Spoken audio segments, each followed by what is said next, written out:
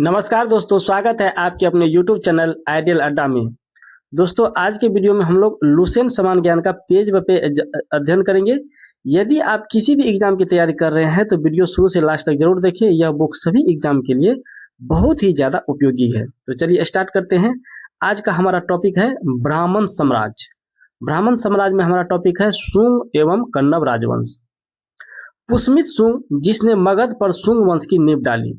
मगध पर जो है शुंग वंश की किसने डाला? तो पुष्मित शुंग ने बृहदत्त की हत्या करके।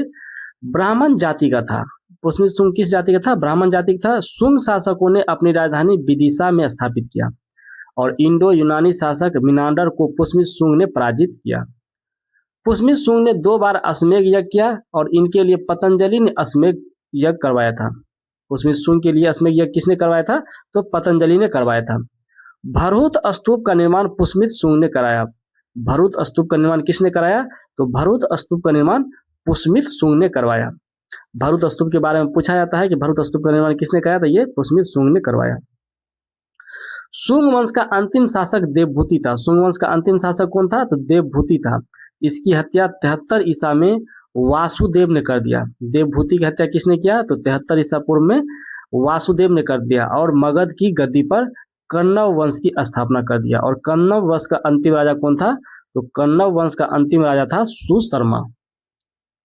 कण्व वंश के बाद आया हमारा सातवाहन राजवंश। कण्व वंश के बाद कौन आया? तो सातवाहन वंश आया। सातवाहन राजवंश। सातवाहन सिमुक ने 60 ईसा पूर्व में सुशर्मा की हत्या कर दिया। सिमुक ने क्या किया? 60 ईसा पूर्व में सुशर्मा की हत्या कर दिया और सातवाहन वंश की स्थापना किया। सातवाहन आंध्र वंश शासकों ने अपनी राजधानी प्रतिष्ठान यानी प्रतिष्ठान कहाँ पे है? तो ये गोदावरी नदी के किनारे में स्थापित किया। और प्रतिष्ठान महाराष्ट्र और औरंगाबाद जिले में स्थित है। प्रतिष्ठान कहाँ पे है? तो महाराष्ट्र और औरंगाबाद जिले में स्थित है। सातवाहन वंश के प्रमुख शासक थे सिमुक, सातकर्णी, गौतमी पुत्र सातकर्णी, वशिष्ठी पुत्र पुलुमावी और यज्ञश्री सातकर्णी। सातकर्णी ने 2 अश्वमेध तथा 1 राजसू यज्ञ करवाया था। सातकर्णी ने क्या किया था? 2 अश्वमेध यज्ञ और एक जो है राजसू यज्ञ करवाया था। सातवाहन शासकों के समय के प्रसिद्ध साहित्यकार हाल थे। सातवाहन शासक के प्रसिद्ध साहित्यकार कौन थे? तो प्रसिद्ध साहित्यकार हाल एवं गुणाढ़ थे।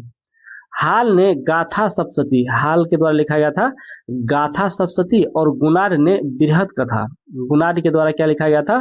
तो बृहद कथा नामक पुस्तकों की रचना किया गया।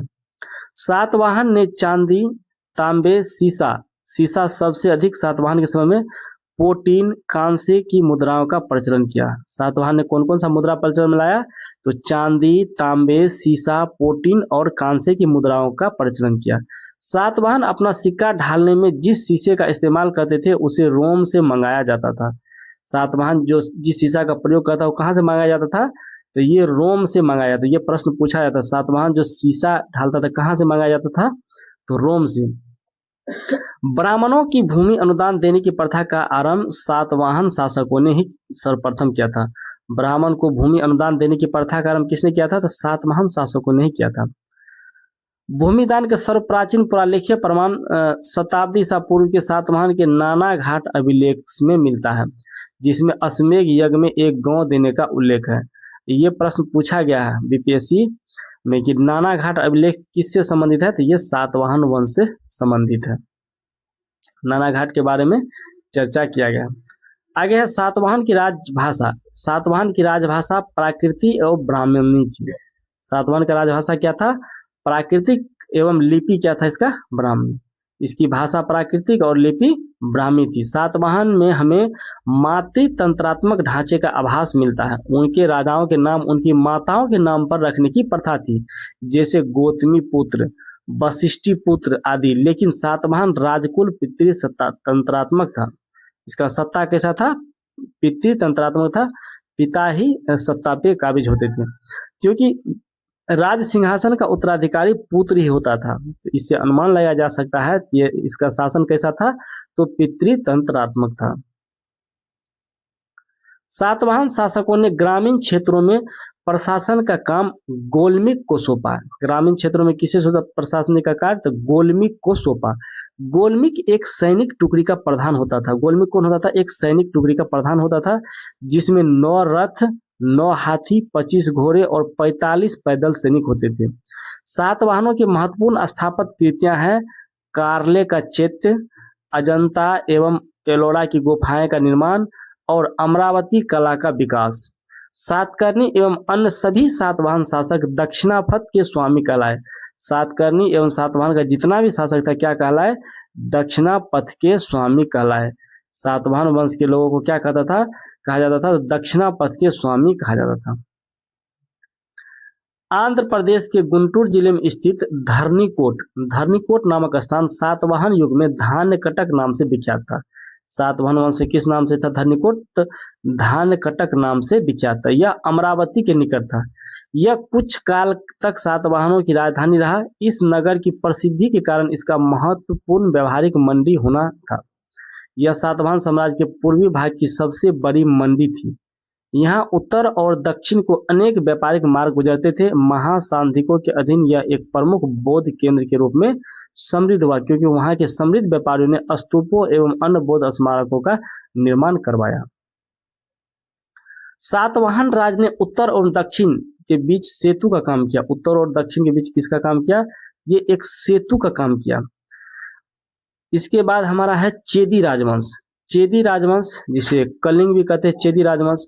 तो चेदी राजवंश अशोक की मृत्यु के उपरांत संभवतः प्रथम शताब्दी ईसा पूर्व में कलिंग में चेदी राजवंश का उदय हुआ। इसकी जानकारी हमें हाथी गुम्फा अभिलेख जो कहाँ से मिला है? भुवनेश्वर उड़ीसा से मिलती है। खारवेल इस वंश का एक प्रतापी राजा था। चेदी राजवंश का जो है प्रतापी राजा कौन था? तो खारवेल था। खारवेल जैन धर्म का अनुयायी था। खारवेल किस धर्म का अनुयायी था? तो जैन धर्म का। और उसने जैन मुनियों के लिए उदयगिरी की पहाड़ी में गुफा का निर्माण करवाया था। खारवेल ने क्या किया था? जैन मुनियों के लिए उदयगिरी की पहाड़ियों में गुफा का निर्माण करवाया था। किसने? तो खारवेल ने। तो आज का वीडियो कैसा लगा? लाइक कमेंट करके बताएं। यदि आप इस चैनल पर नए हैं तो चैनल को सब्सक्राइब कर ले। वीडियो को अधिक से अधिक दोस्तों को भेजें। Thanks for watching.